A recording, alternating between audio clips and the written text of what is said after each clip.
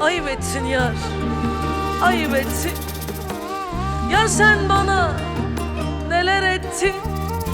Girdin benim günahıma, girdin benim günahıma. Bir kez beni kaybettin. Bir kez beni kaybettin.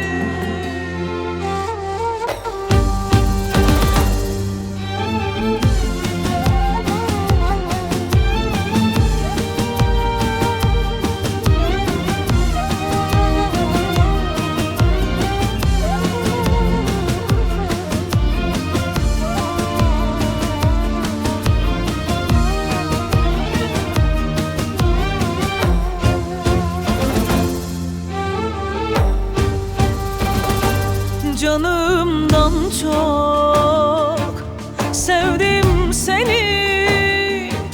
Ne hallere koydun beni. Bu yanlışı nasıl yaptın?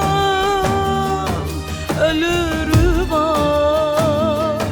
affetmem seni.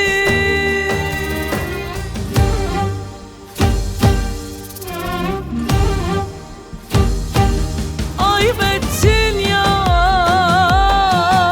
ayıp ettin. Yar sen bana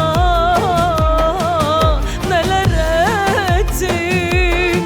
Girdin benim günahıma. Bir kez beni kaybettin. Ayıp ettin yar, ayıp ettin. Yar sen bana neler ettin. Girdin benim günahıma. Bir kez beni kaybettin.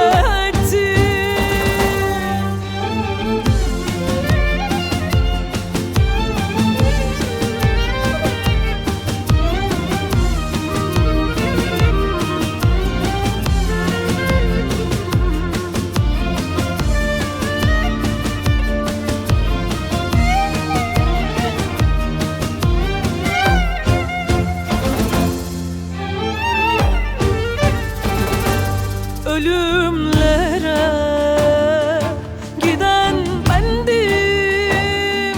Ey vicdansız, seni sevdim.